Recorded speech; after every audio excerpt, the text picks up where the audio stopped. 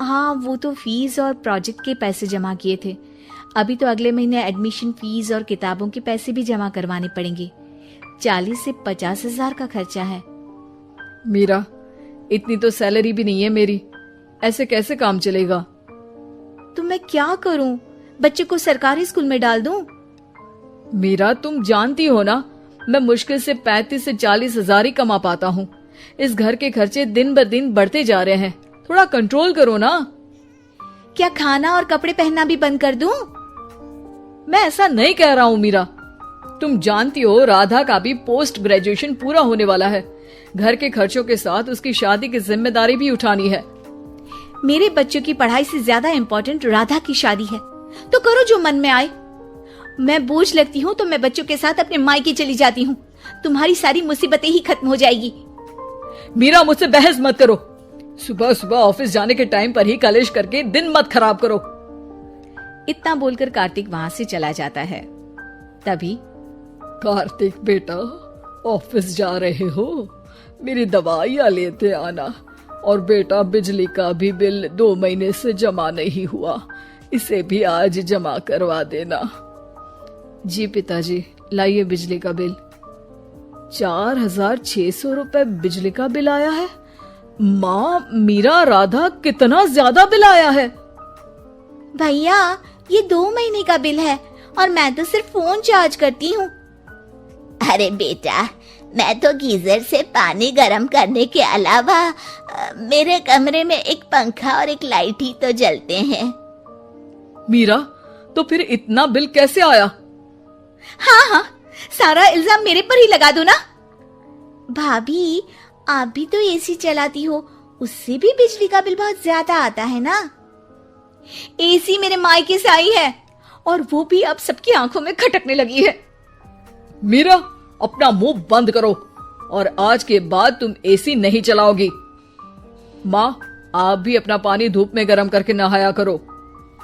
कार्तिक ये कहकर घर से ऑफिस के लिए निकल गया। घर से कुछ आगे जाते ही उसकी गाड़ी पंचर हो गई। कार्तिक को पंचर बनवाकर ऑफिस पहुंचने में लेट हो गया। बॉस ने कार्तिक को अपनी कैबिन में बुलाया। may I come in, sir? Come in. बहुत लेट हो तुम। सॉरी सर, कुछ प्रॉब्लम्स की वजह से लेट हो गया। मुझे कुछ नहीं सुनना। तुम्हारा टारगेट कंप्लीट हुआ? नो सर, अभी बाकी है। क्यों? सर, मार्केट में बहुत रिसेशन चल रहा है, बिजनेस कहीं से मिल नहीं पा रहा। मैं अपनी तरफ से पूरी कोशिश कर रहा हूँ सर।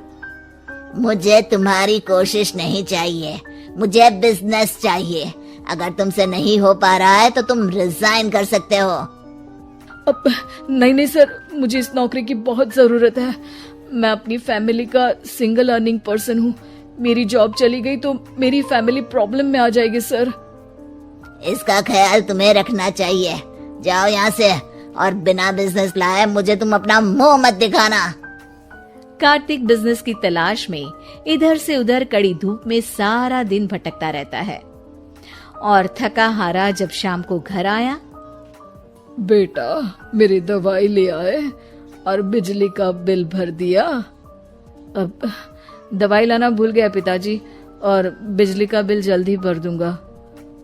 पर बेटा, याद से भर देना, वरना बिजली वाले बिजली काट कर चले जाएंगे।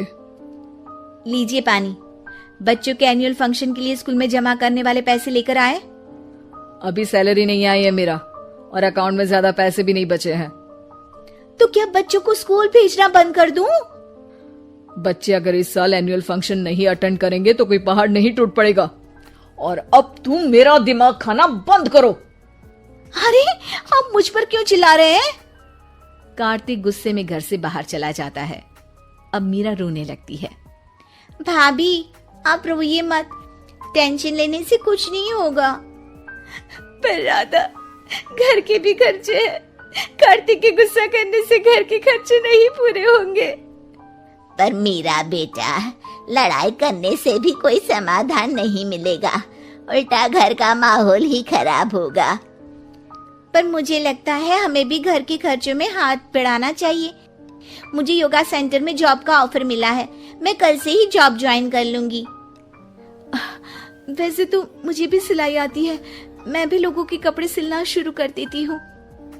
हाँ बेटा, मैं भी तुम्हारा घर के कामों में हाथ बटा दिया करूंगी और काज बटन लगाकर सिलाई करने में भी सहायता करूंगी। मीरा, मैं तुम्हारे बच्चों के साथ मोहल्ले के बच्चों को भी ट्यूशन पढ़ाऊंगा। इसी बहाने मेरा टाइम पास भी हो जाएगा। इस तरह से अब घर के सभी सदस्यों के सहयोग से पैसों की समस्या दूर हो गई और सब खुश रहने लगे। इससे हमें सबक मिलता है कि एकता में कितनी ताकत होती है।